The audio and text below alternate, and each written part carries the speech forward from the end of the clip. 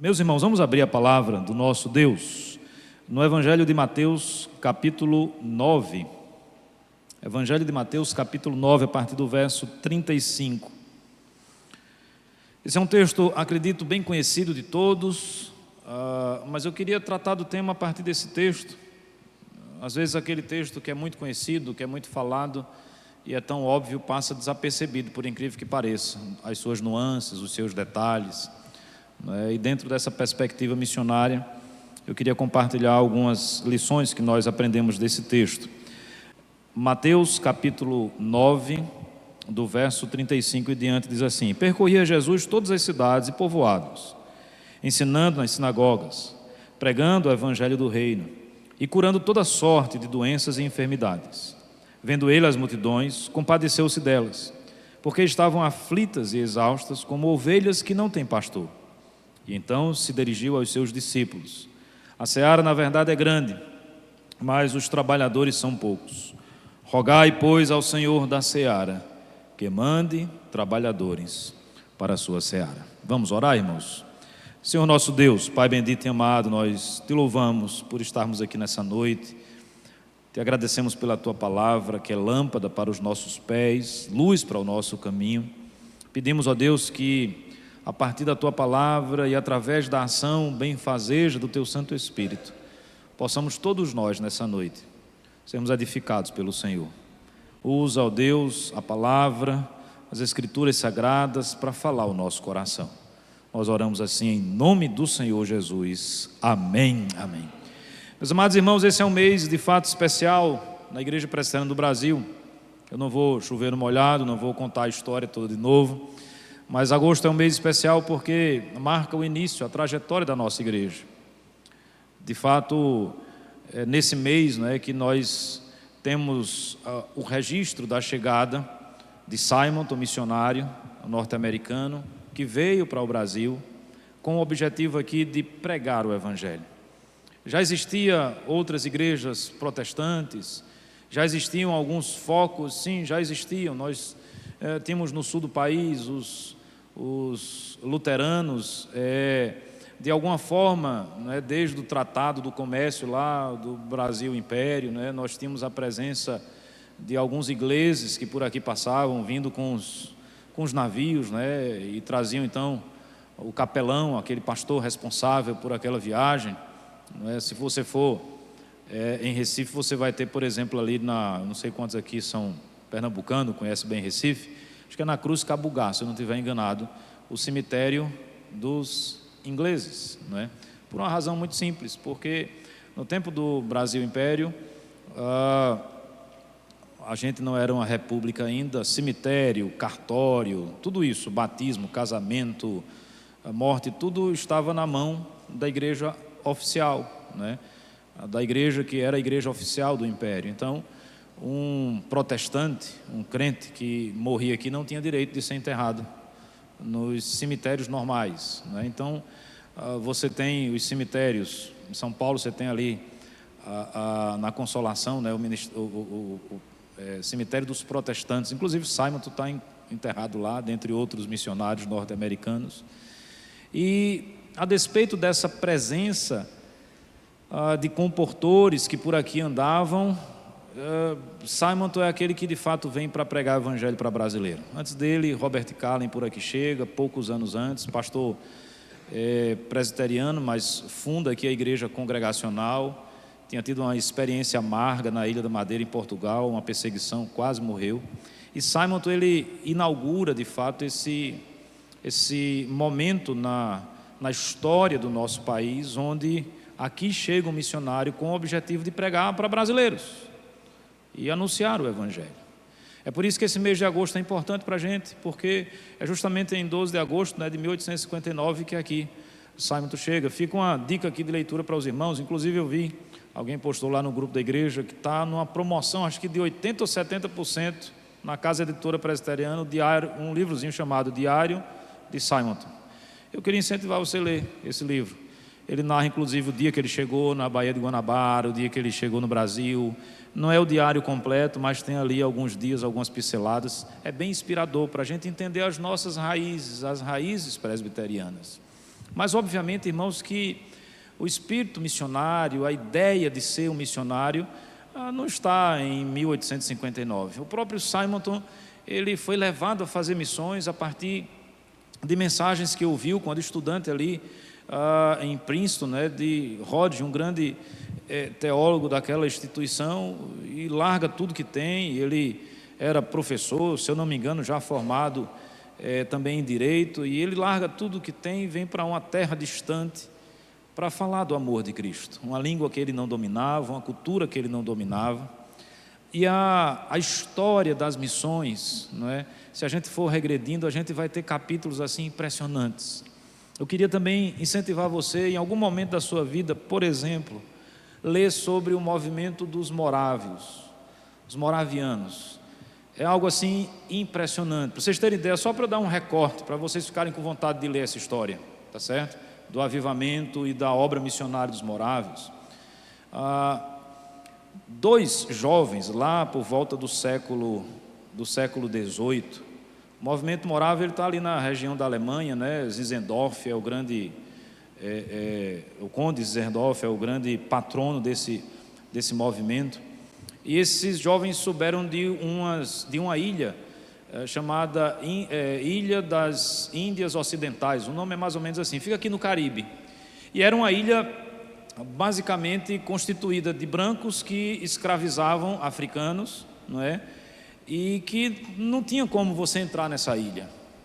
E esses dois jovens saíram da Europa e se venderam como escravos para poder ter acesso a essa ilha com um único objetivo: o objetivo de evangelizar. Os morávios, eles tiveram uma oração que durou mais de 100 anos. É isso mesmo que você acabou de ouvir, não estou inventando não. Mais de 100 anos. Um dia, um grupo decidiu ir para a igreja para orar. E eles começaram a revezar. Um saía, outro chegava. E essa oração que foi iniciada durou mais de 100 anos. Esse movimento missionário também, e de avivamento, obviamente, queimou o coração de muitos missionários importantes, David Livingstone, William Carey e muitos outros. Então, quando a gente vai retrocedendo, né, e eu não fiz de trás para frente, a gente vai vendo que a obra missionária está no DNA da igreja, porque a missão não é nossa, como o reverendo Felipe falou, a missão é a missão de Deus. A palavra missão, ela vem do latim e significa enviado, mas não é um enviado qualquer, é um enviado que representa aquele que o enviou. E todas as vezes que nós pensamos em missão, e pensamos no cristianismo, e pensamos na expansão do reino de Deus, nós precisamos ter de forma muito clara na nossa mente que a nossa maior referência é o Senhor e Salvador Jesus Cristo. Muitos outros homens foram importantes, muitas mulheres foram importantes na história do crescimento do cristianismo, mas nós somos missionários, enviados pelo próprio Senhor e Salvador Jesus Cristo. Ele mesmo é enviado por Deus também. E esse texto que nós acabamos de ler é um texto que fala do ministério de Cristo, enquanto missionário, enquanto alguém que tinha um papel a cumprir, uma missão a cumprir. E se nós somos cristãos autênticos e verdadeiros, nós precisamos compreender que o nosso conceito de missão precisa passar não por aquilo que eu acho que eu tenho que fazer, não por ideias humanistas, não por metodologias heterodoxas, mas eu preciso compreender que nós somos seguidores de Cristo Jesus. Ele é o maior exemplo que nós temos. Ele de fato é aquele que vai nos ensinar. E o cristão nada mais é do que um seguidor de Cristo, nada mais é do que alguém que tem Cristo como seu maior exemplo, como seu maior modelo. E eu queria voltar mais uma vez os olhos para o texto. E o meu objetivo nessa noite é, obviamente falando sobre missões, responder a partir do texto 4 perguntas. Quando nós falamos de missões, o que é que nós devemos fazer? O que fazer? Essa seria a primeira pergunta. A quem nós devemos alcançar? Essa seria a segunda pergunta. Aonde nós devemos ir? Essa seria uma terceira pergunta. E a última é: quem deve fazer missões? Você está com o texto aberto? Mateus, capítulo 9, a partir do verso 35. A primeira pergunta que eu queria responder nessa noite: o que é fazer missões? O que é ser missionário? O que é que nós precisamos e devemos fazer, tendo Cristo como nosso maior modelo? Obviamente inspirado por tantos homens na história, mas o texto diz que percorria Jesus todas as cidades e povoados. E aí, a partir, depois da vírgula, nós vamos nos deparar aqui com 3 verbos, que são 3 ações que o Senhor Jesus fazia. Diz o texto que ele ensinava nas sinagogas, que ele pregava o evangelho do reino e ele curava toda sorte de doenças e enfermidades.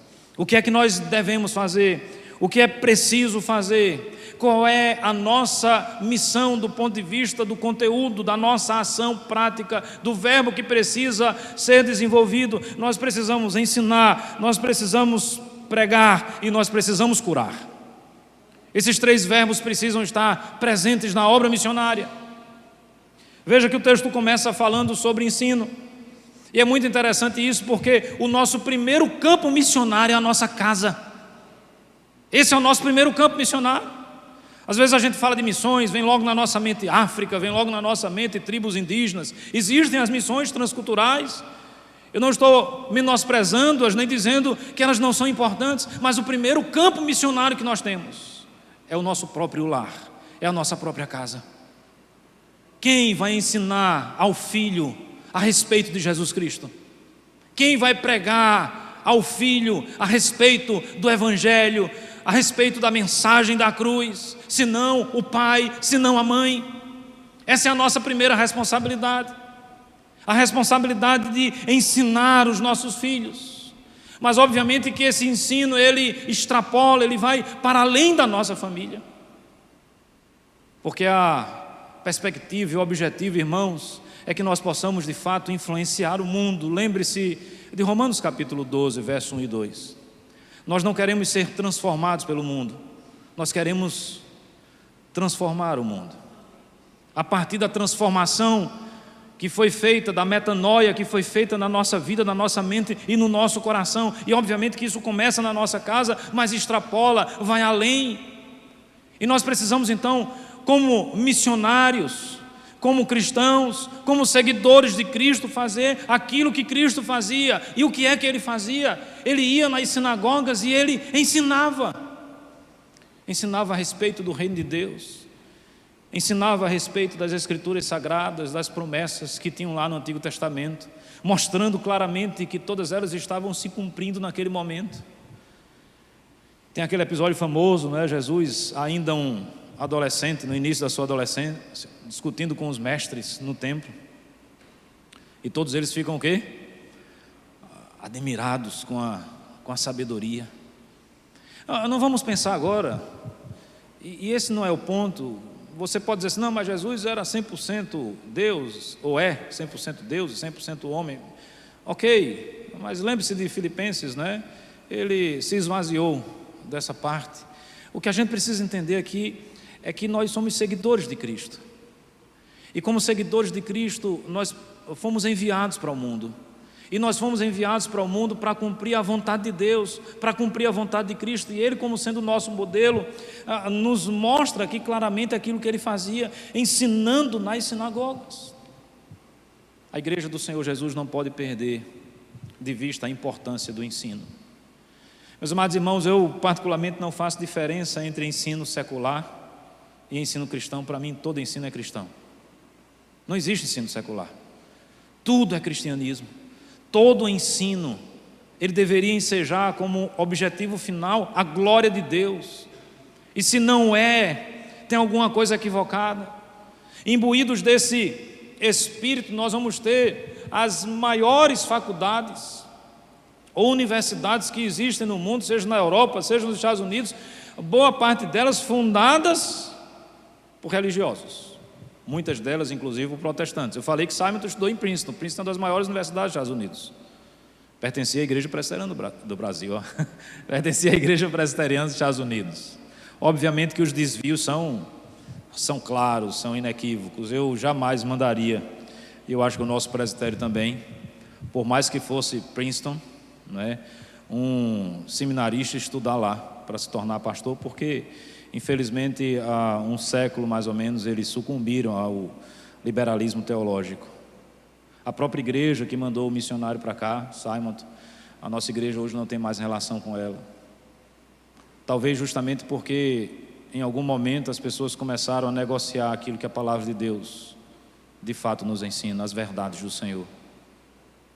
A corrosão dentro da nossa casa, a terceirização daquilo que deveria ser nossa função.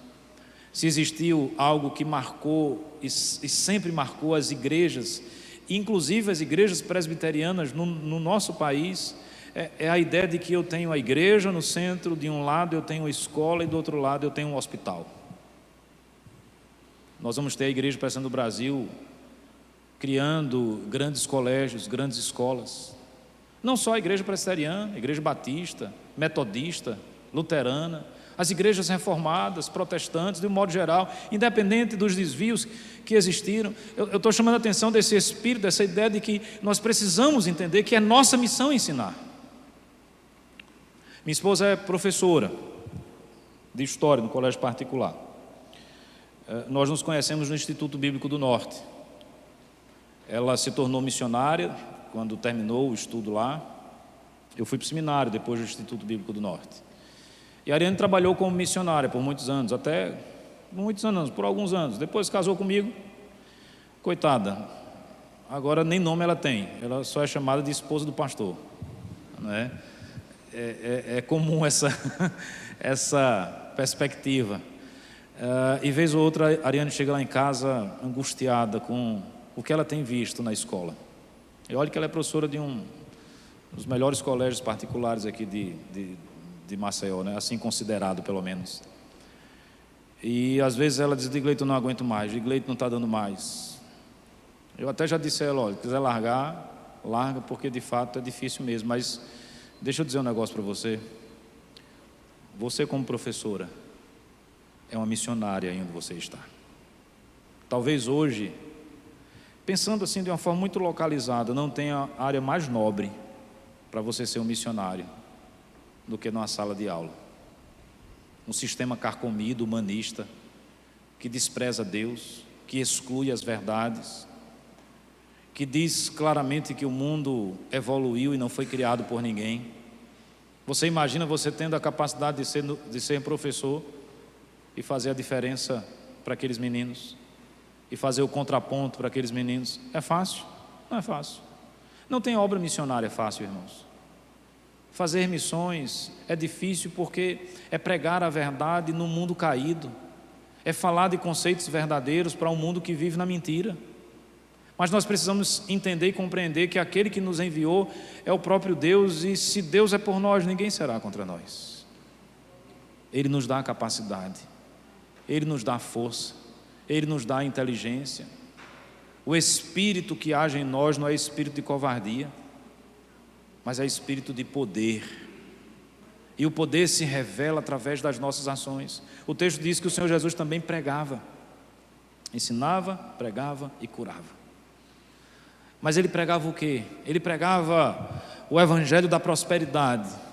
Você imagina Jesus arrebanhando a multidão e fazendo uma escalazinha de oferta. Primeiro os que vão dar R$10, depois os que vão dar R$5, depois os que vão dar, R$50, depois os que vão dar 100. Não, na realidade é o contrário, né? Conta-nos a história que teve um dia que Jesus estava pregando e tinha uma grande multidão e o povo estava com fome. E foi Ele quem abençoou o povo, porque Ele é o dono da prata, do ouro, e é aquele que é capaz de multiplicar pães e peixes e saciar a fome que nós temos. O que nós precisamos pregar, irmãos? Nós precisamos pregar o evangelho do reino. Simples assim. Fica encabulado em dizer isso para os irmãos nessa hora, porque você pode pensar assim: poxa, eu fui na igreja na quarta-feira para ouvir o pastor falar uma coisa tão óbvia. Eu saí da minha casa para dizer uma coisa tão óbvia para os irmãos. Eu não faria isso se eu não estivesse convencido, meus amados irmãos, que o óbvio precisa ser reafirmado, porque parece que nós estamos nos esquecendo enquanto igreja do Senhor Jesus, naquilo que é básico, daquilo que é óbvio. O poder que de fato transforma o coração das pessoas é o poder do Evangelho. Nós não podemos pregar outra coisa, nós não temos outra palavra.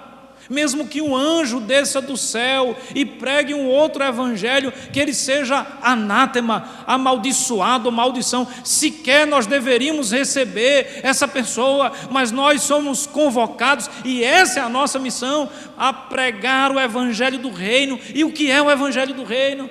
São as boas novas de salvação, é aquela palavra que fala ao coração do homem que estava perdido, morto, conforme Romanos 2 nos ensina, conforme Romanos 3, de forma até mais explícita: não há quem faça o bem, nenhum só sequer. Mas o que é que Deus faz? Deus ama esse mundo, e ama esse mundo de tal maneira que manda o seu próprio Filho. O Verbo se faz carne, Ele vai tabernacular, morar entre nós, Ele vai dar a sua vida por nós, e através do sacrifício de Cristo, finalmente nós somos justificados. E agora nós não estamos mais na perspectiva de morte. Não, nós fomos regenerados, nascemos de novo. Eu agora tenho esperança, eu agora sei que o meu destino e o meu fim não é a condenação eterna, mas são as mansões celestiais.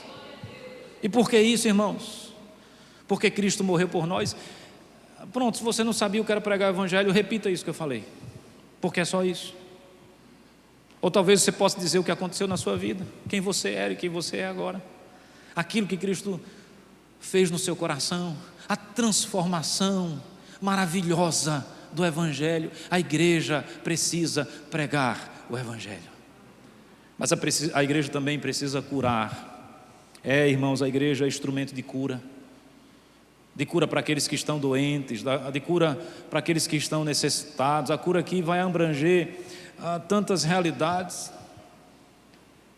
A gente vê, por exemplo, lembram daquela história de Paulo como missionário, chegando pela primeira vez ali e fundando a primeira igreja da Europa, Filipos.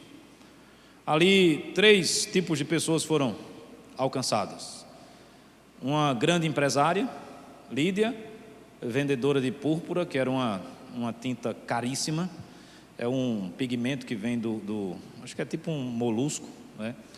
Segundo os historiadores, ela valia mais do que ouro. Você tem o carcereiro, funcionário público, né? Funcionário de César, transformado também, modificado. Mas entre um e outro, vocês lembram de outra personagem que foi transformada? Uma jovem possessa, doente na alma, doente no espírito. Ela era alguém que vivia à margem da sociedade. Ela era explorada por pessoas. Inclusive, a razão de Paulo ter ido lá pregar para o carcereiro é porque o pessoal ficou com raiva, porque cessou o lucro que eles iam ter com aquela jovem, ou que eles tinham com aquela jovem, e jogaram Paulo na cadeia. Meus amados irmãos, o Evangelho, ele é capaz de transformar o coração de um rei, e ele é capaz de transformar o coração do homem mais simples que existe. Ele é capaz de transformar o coração daquela pessoa que tem no seu currículo os diplomas mais fantásticos, as graduações mais interessantes, mas ela também é capaz de transformar o coração daquele homem que nem sabe ler direito. Sabe por quê, irmãos? Porque o Evangelho é o poder de Deus, mas a igreja precisa agir para curar essas pessoas. Essa cura é a cura do corpo também. Já imaginou o hospital evangélico em Maceió? Nenhum amém, nenhum. Pelo menos um para salvar. Está todo mundo bem, de saúde, nada, ninguém precisa. Eu dei uma pausa esperando um amenzinho sequer. Xoxo, mais um amém. Já imaginou, irmãos, a bênção? Escola presbiteriana, sei lá, como é que vai ser o nome da escola presbiteriana do Farol? Já está pensando, pastor Felipe? Pense. Porque se Deus quiser, um dia essa igreja vai ter uma escola, e outras igrejas vão ter escola. E se o Senhor Jesus não volta antes, nós vamos trabalhar para curar as pessoas, porque é isso que nós precisamos fazer. O que fazer? Pregar, ensinar e curar. Quem? Olha o texto, mais uma vez. O texto vai continuando a narrativa dizendo: vendo ele as multidões, compadeceu-se delas, porque estavam aflitas, exaustas, como ovelhas que não têm pastor. Meus amados irmãos, a quem essa mensagem, esse ensino, essa cura precisa chegar? A todas as pessoas. Não há acepção de pessoas, não há distinção de pessoas. A todas as pessoas. Sabe por que todas as pessoas precisam ser alvo da nossa missão? Porque as pessoas estão aflitas, exauridas, conforme diz o versículo 36, como ovelhas que não têm pastor. Essas pessoas estão perdidas, muitas até buscando se religar, buscando na religiosidade se religar a Deus. Esse movimento é um movimento compreensível, esse movimento é um movimento entendido quando nós pensamos na antropologia bíblica. Veja, acompanhe comigo o raciocínio. Nós somos criados à imagem e semelhança de Deus. Qual é o propósito da nossa criação? Os bons presbiterianos vão lembrar pelo menos da primeira pergunta do breve catecismo. A segunda ninguém sabe, mas a primeira todo mundo sabe: glorificar a Deus e gozá-lo para sempre. Esse é o nosso objetivo. Mas aí o homem pecou. Quando o homem pecou, Deus o expulsou da sua presença. Agora o homem encontra-se morto, espiritualmente morto. Morte é separação. Lembre-se, morte física, separação do corpo e da alma. Morte espiritual, separação de Deus e homem. Mas o homem não foi criado para a morte. E de alguma forma ele vive tentando se religar, se reconectar. E aí uns vão encontrar uma pedra de um meteoro que caiu e vão dizer: olha, aqui é Deus, e vão começar a adorar a Deus, ou o Deus deles. Outros vão para um pedaço de madeira, um pedaço de pedra, para um time de futebol, seja lá o que for. Mas a idolatria, ou seja, o sentido de adoração, a latria, melhor dizendo, está cravado no nosso DNA. E o que é que a palavra de Deus nos ensina? Só existe um caminho para a gente alcançar o verdadeiro Deus. Só existe uma verdade. Só um produz de fato vida. Cristo Jesus é o caminho. Então, meus amados irmãos, as pessoas estão exauridas. O mundo sem Deus é um mundo exausto, é um mundo exaurido, é um mundo angustiado. Meus irmãos, sejamos sinceros. Você imagina a seguinte situação: a partir de amanhã, todos os remédios que são utilizados para acalmar, para dormir, para tentar modificar aí as substâncias neurais, eles deixam de ser vendidos. O que é que nós teríamos, irmãos? O caos. O mundo vive sob uma paz química. Tire a química, eu acho que vai virar The Walking Dead. Vai ser uma coisa assim. Eu nunca assisti não, só vi uns negócios. Minha esposa já assistiu tudo, eu nunca assisti não, mas só vejo os zumbis lá andando, né? Porque eu acho que era mais ou menos isso que ia acontecer. Por que, irmãos? Por que tanta síndrome aparecendo? Por que tanta doença? Por que tanto isso? Por que tanta angústia? Porque as pessoas precisam de Deus. Os corações estão aflitos. As pessoas estão exauridas. Você está cansado, não? Você está exaurido, não? E não se engane, não. Nós pastores também estamos exauridos. Às vezes porque estamos na linha de frente. Tem muitos missionários exauridos. Mas o foco do texto aqui não é o crente, não é o cristão passa por isso também. O foco aqui é principalmente aquelas vidas que ainda não conhecem a Cristo. É como se a angústia fosse mais profunda, é como se o terror fosse muito maior. É a exaustão de procurar e não achar.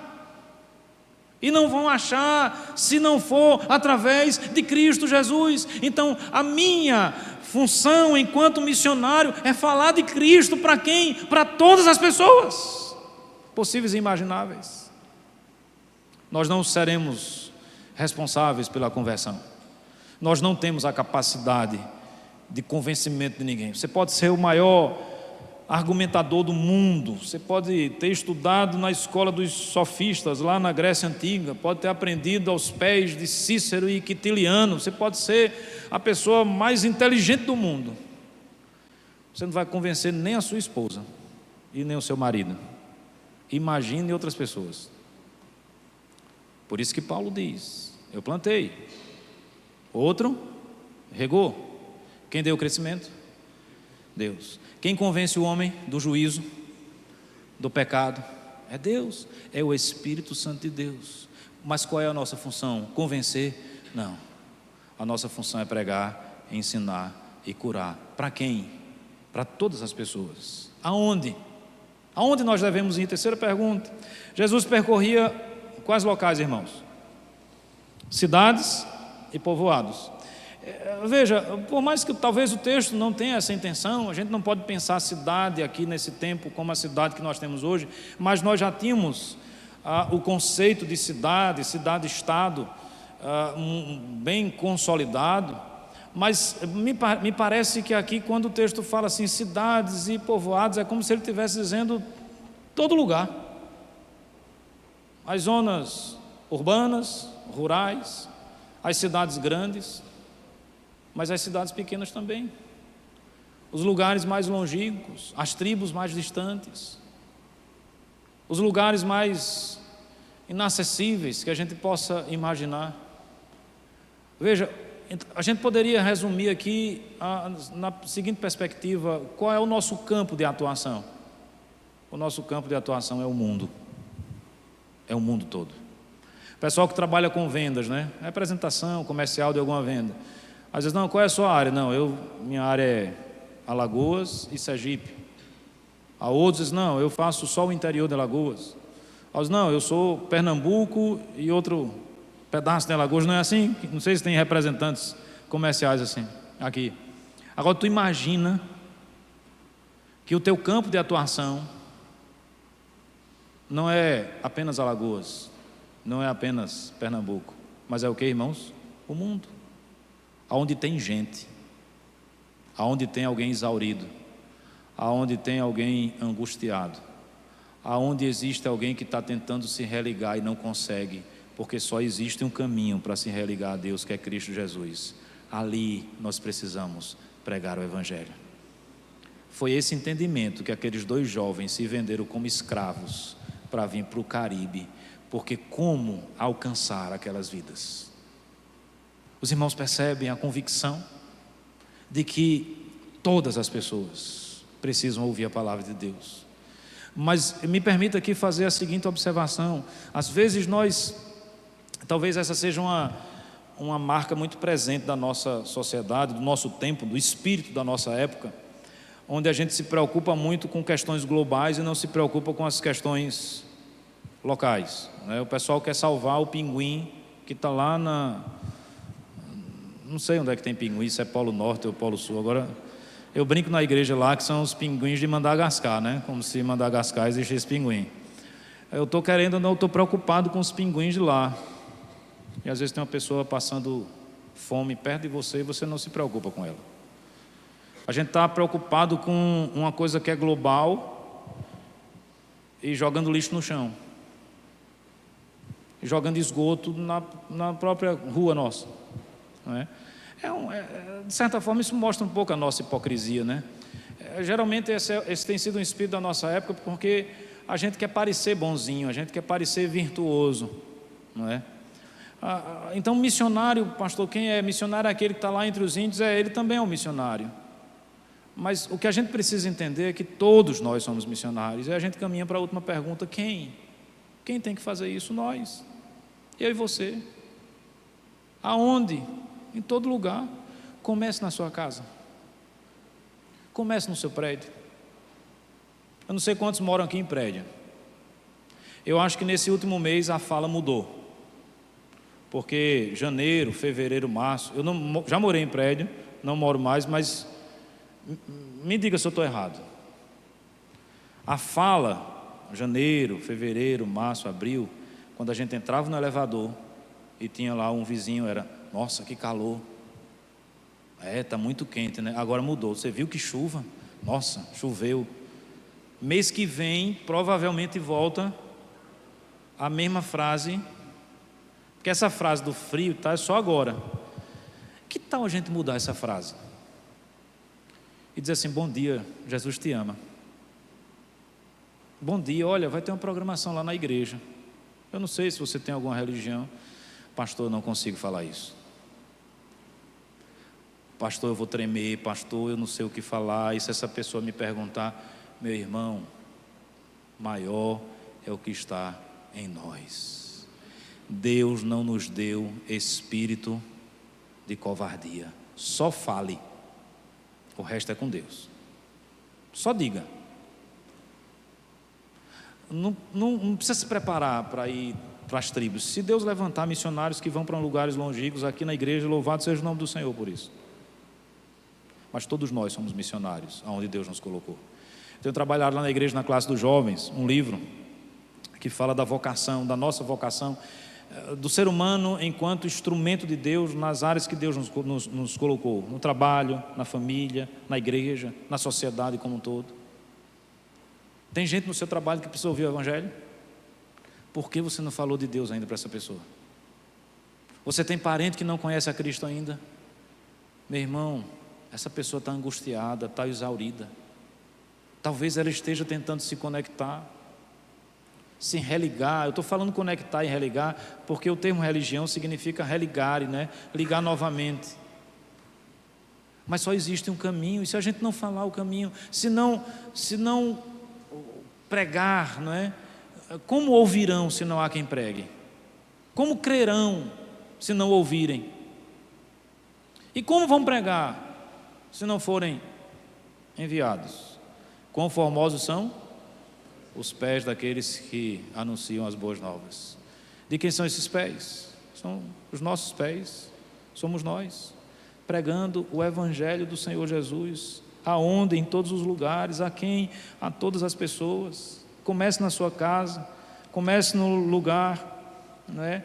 E quem é o responsável por isso? O responsável por isso somos nós, irmãos.